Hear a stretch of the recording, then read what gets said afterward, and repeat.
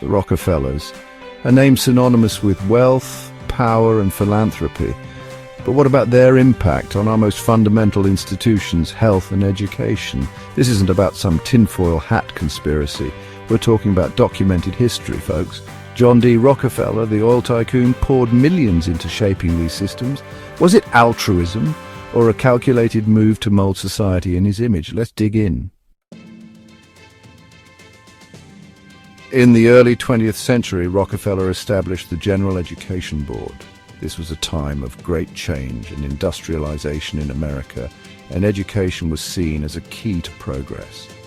Sounds innocuous enough, right? Think again. While the idea of improving education seems noble, the underlying motives were far more complex and, some might say, sinister. The goal was to standardize education across America. This meant creating a uniform system where every student learned the same things in the same way. Rockefeller's advisor, Frederick T. Gates, had a very specific vision. He wanted to create a system that churned out obedient factory workers, not free thinkers or innovators. Gates even said he wanted to cultivate the last thing an employer wants in his employees, thinking, yikes. This was a clear indication that the system was designed to suppress individuality and critical thinking. The General Education Board poured money into schools, but there were strings attached. The funding came with specific requirements that schools had to follow. They dictated curriculum, emphasized rote learning, and pushed vocational training. This approach was designed to produce workers who could follow instructions without questioning them. Forget critical thinking or creativity, we need more good little workers. The focus was on creating a compliant workforce rather than nurturing individual talents and abilities. This model, fueled by Rockefeller's cash, became the norm, not just in the United States, but eventually around the world. The influence of this standardized approach to education can still be seen today, shaping how we learn and think. Rockefeller's influence on medicine is just as profound.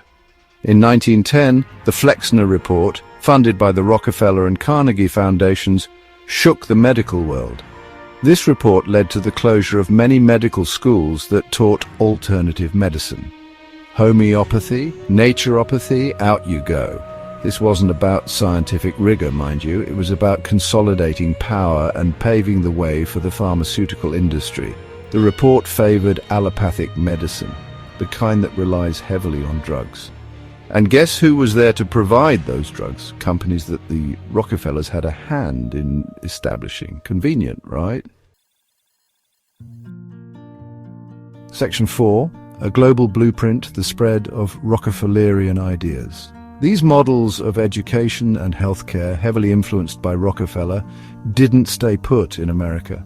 They were meticulously designed to be scalable and adaptable, making them attractive to other nations. Oh no, they went global. The Rockefellers, with their vast resources and influence, ensured that their ideas spread far and wide.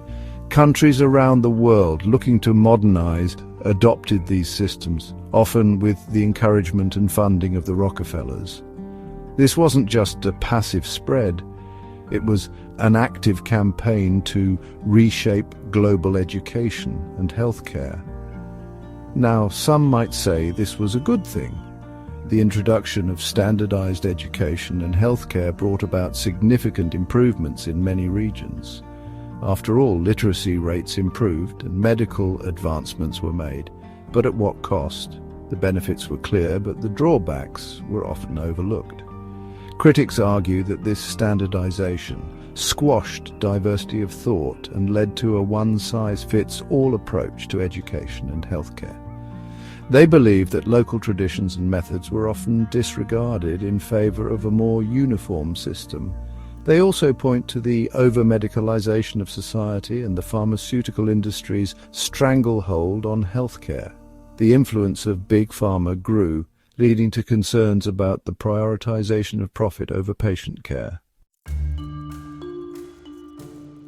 Section 5. Echoes of the Past, the Enduring Influence on Education and Health.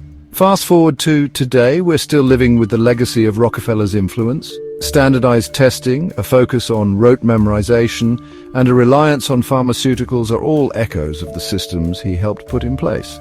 Now, are we saying that the Rockefellers single-handedly orchestrated all of this? No, that would be silly, but their money and influence undeniably played a significant role in shaping these systems, and we are still grappling with the consequences today. Section 6, Giants of Industry, a comparison with Carnegie and Morgan. The Rockefellers weren't the only industrialists throwing their weight around. Andrew Carnegie, the steel magnate, poured millions into libraries, but he also busted unions.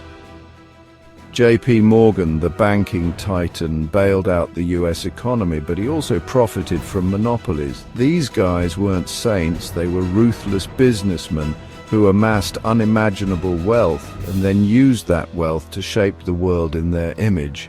Their philanthropy, while often beneficial, was also a way to control the narrative and cement their legacies. Section 7, Conclusion. A legacy of progress and controversy. The Rockefellers, they gave us museums, universities, and medical breakthroughs. Their contributions to society are undeniable, and their impact on education and healthcare has been profound. From funding groundbreaking research to establishing institutions that have educated millions, their legacy in these fields is vast and far-reaching. But they also contributed to a world where critical thinking is often stifled and big pharma reigns supreme.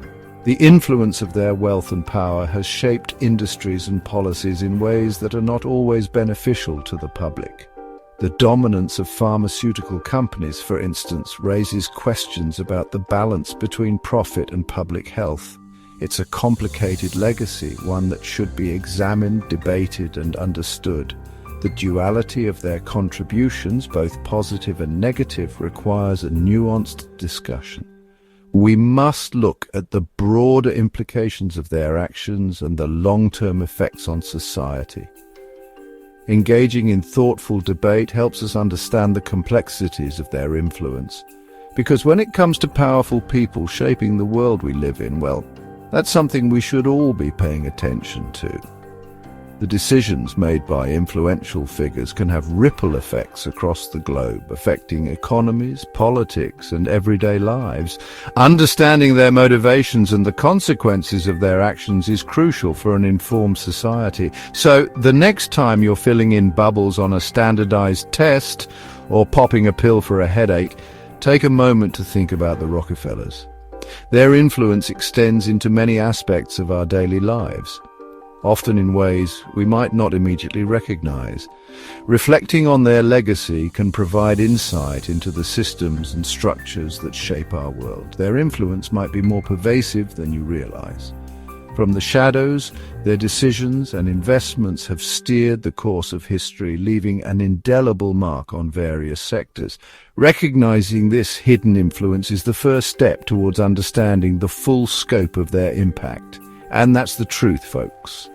By acknowledging both the positive and negative aspects of their legacy, we can better appreciate the complexities of their contributions and the lasting effects they have on our world.